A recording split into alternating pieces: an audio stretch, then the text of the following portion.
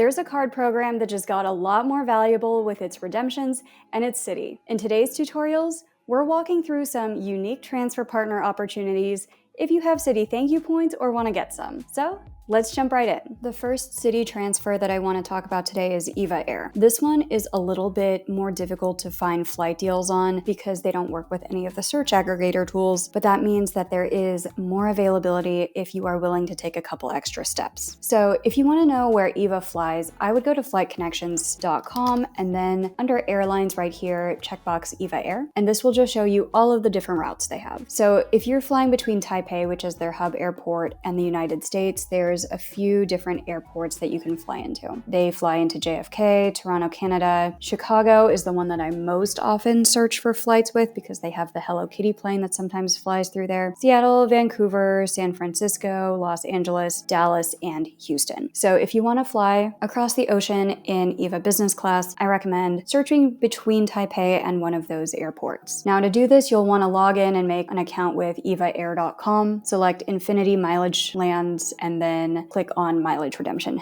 Their user interface does not make it easy to figure out how to find award flights, but this is what you would need to click on. So you'll click on mileage redemption and then scroll down a little bit and then click on award ticket. From here, even though I'm logged in, it's going to say I need to log in again. Let's search one way, and I'm going to search between, let's say, Houston and Taipei. So here we're going to say IAH over to Taipei, and I want this in business class. With EVA, I find that we get the most luck finding award flight availability if you're searching far out in the calendar. So right now it is August when I am recording this. Let's just do something in June 2026. Then I'll scroll all the way down and then click confirm. And then from here, we can see that there's pretty decent availability to fly in business class from Houston over to Taipei in June 2026. It looks like June 12 and 14 are waitlisted, so I don't recommend going for either of those days, but June 13, 15, 16, 17, 18, and probably a lot of other dates nearby have availability. So let's say we like this date, June 22, Houston to Taipei, and it's direct in business class. We'll go ahead and click on confirm. And I don't have enough mileage for this, but if you do want to book this ticket, it is 80,000 points per person one way in business class, and that is a pretty good redemption. Again, this one is a little bit trickier because you have to click day by day in order to find any good flight availability, but the good news is that it's kind of like shooting fish in a barrel because there is so much award space, especially if you are searching further out. Most of the dates in June had availability in business class between Houston and Taipei. If you're trying to search for EVA Air flights on seats.aero, they are not currently supported by seats.aero. If you are trying to find EVA availability on Rome, currently EVA is not supported by Rome, but I hear that they are working on it and will hopefully have it soon. So really, if you want to find any of these, you do have to click through their own website. As far as transfer partners over to EVA from the US card systems, you could move Capital One miles over, but it's like a reverse transfer bonus, where for every 2 miles that you move over, you only get 1.5 of them posted. So it's like a negative 25% transfer bonus there. Citi is more ideal because it transfers at a 1-to-1 rate. However, the downside is that it can take 2 days for your points to transfer over. So usually that would scare me, but if you are flexible on your flight dates and you're like, yeah, I can fly anytime that week, every day that week has availability, let's go ahead and transfer the points. 80,000 points, wait a couple days. If 1 or 2 of the dates are sold out, but there's still 5 different days to choose from, I'm okay with that. Then Citi is an ideal transfer partner for booking flight deals through EVA Air. If you have a specific destination that you would like to visit,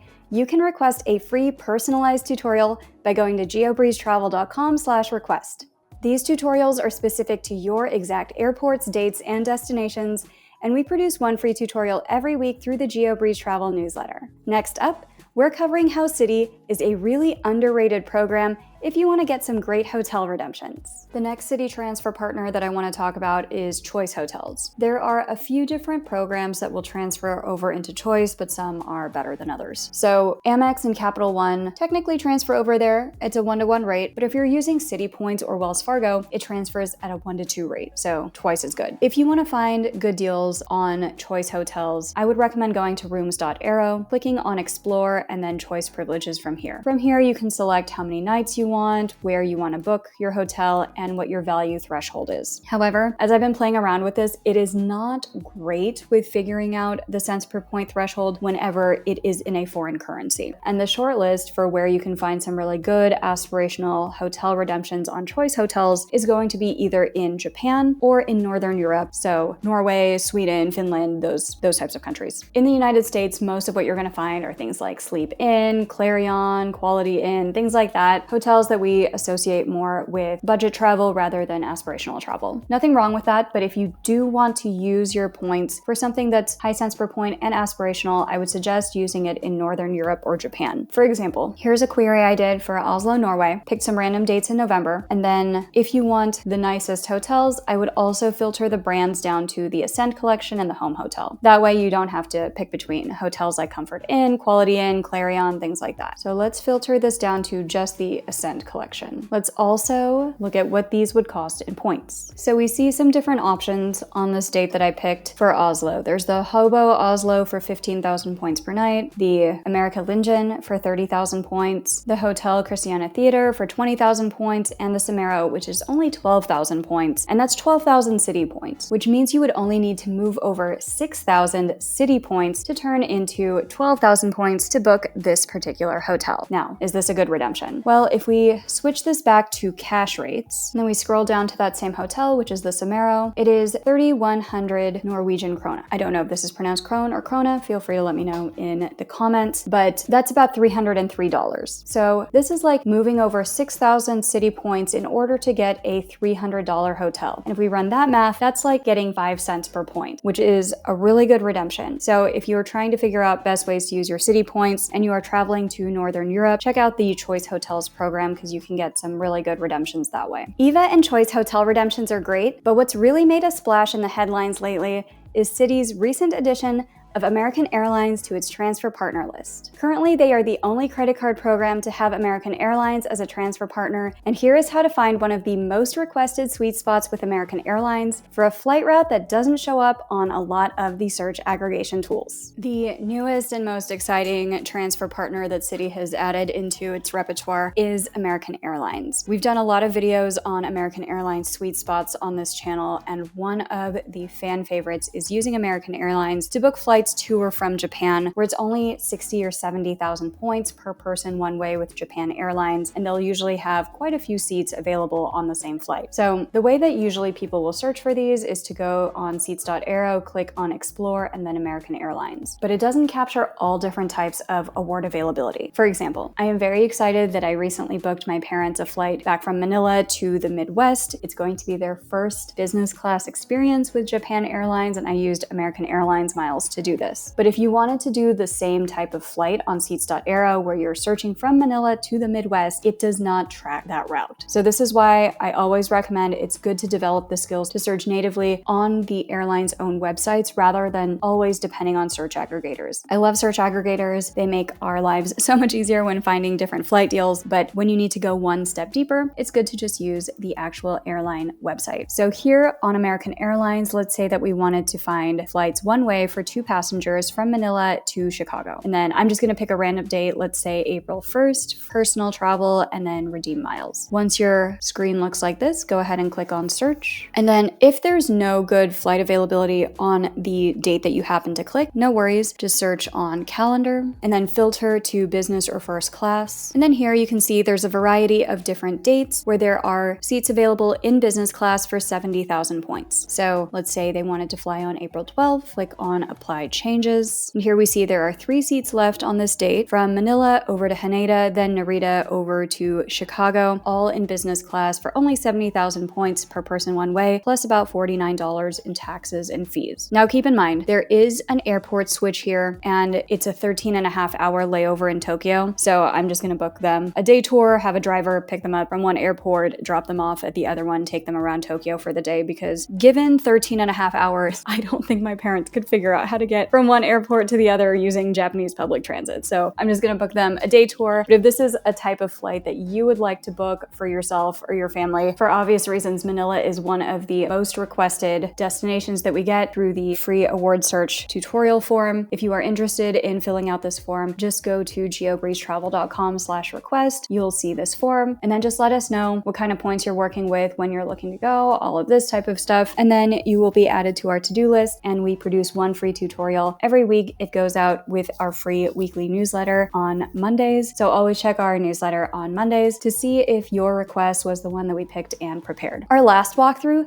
covers another hotel program that we rarely talk about, and a loophole for how to get a lot of value out of transferring your points there. And if you are interested in leveling up your points and miles game and getting even more free trips and upgrades, we have a couple of options for you. The first one is the GeoBreeze Travel Patreon. You can join starting at just $5 per month through patreon.com/geobreezetravel. Each month, we prepare personalized step-by-step tutorials for the routes that our members request. We also provide open forum group coaching, where you can ask any questions that you have about points, miles, and credit cards in general. And we talk through some of the tips and tricks that I don't really mention on social media. And if you're looking to get even more free travel with points, and you're a business owner or individual who spends more than $100,000 per year on your credit cards, we typically save our clients more than $30,000 in travel in the first 6 months of working with our one-on-one points consultation service. If that sounds like something that you would be interested in, book a free intro chat with us at geobreezetravel.com/intro call to learn more. Okay, let's talk about why Accor Hotels